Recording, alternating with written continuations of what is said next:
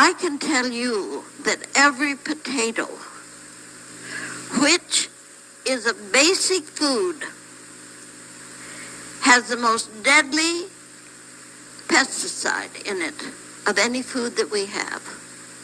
And it's there in the fiber. I know. You buy an apple, another basic food, and you're buying a lethal dose of arsenic of lead because it's sprayed 4 times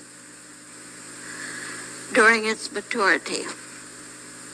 And that is in the fiber. People say, oh, I peel it. It's not in the peeling. It's in the fiber itself as well. What are we up to now?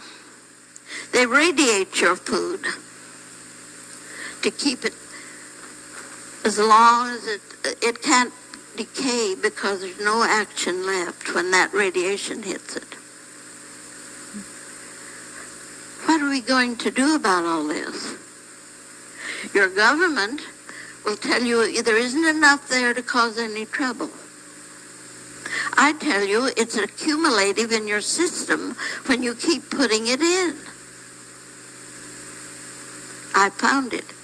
And it's basically back of many, many problems that we're facing today that are very common. Then we go into another field, the air. Do you realize that you have no oxygen to breathe? Very little.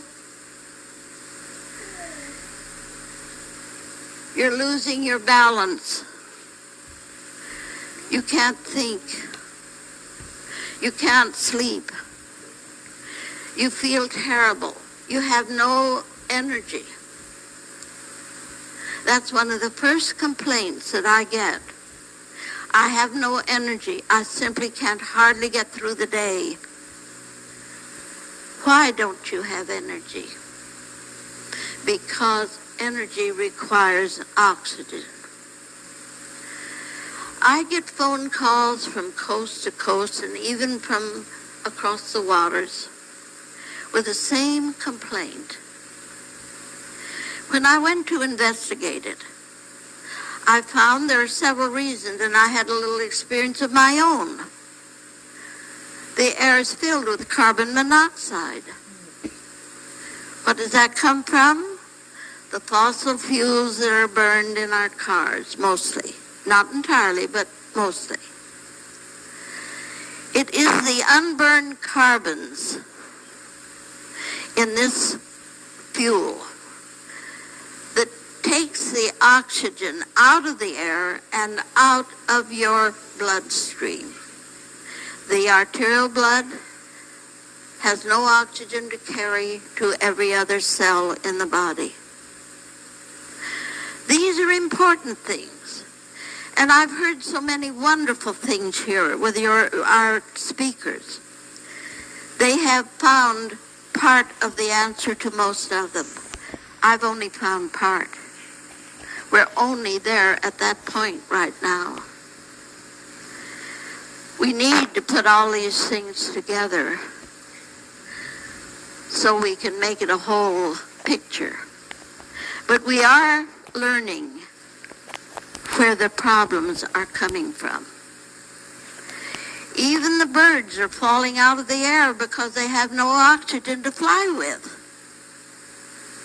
Now, I have talked to one of the head men at Sandia, who's in that department, and he said, do you know the condors are falling and we don't know why? I said, no, I didn't know they were, but I know they will fall because the large birds require more oxygen than smaller ones. But it had already been happening. Our government knows about it, but they don't know what to do about it. So there again, we're left out here without any hope or help, really. So these are the things. This is not really what I intended to follow in my talk. But it seemed to me, listening to our speakers here, talking to people, and having a background that I have, I felt that we needed to get this operation out to the people so they will know they're not dealing with something that can't be individually corrected. It was a low-grade radiation, and it carried 7 deadly radiated isotopes along with it. Now, I check all of this. I know exactly what's going on, and fortunately, I know how we can individually change it, help ourselves. And the amazing part of it is, we don't have to go to the drugstore and spend $35 or $40 or $50 for something to do it. Go to your kitchen. Pick up a package of soda, baking soda, and it will neutralize all of these deadly energy flows that we have. But it isn't dignified enough to be used in the professional field. I once had a friend who was a surgeon, and he said, "What do you do for dysentery?" I said, "Well, I use cornstarch." He said, "My God, I wouldn't dare use that." I said, "Look, call it anything you want to, but help your people." These are the things that we run up against, the simpler things that we have, and you have them all.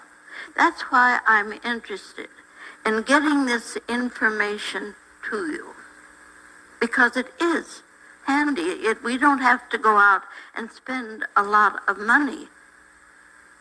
And you know, I found another thing. Money don't grow on trees usually. So it's not always easy to come by.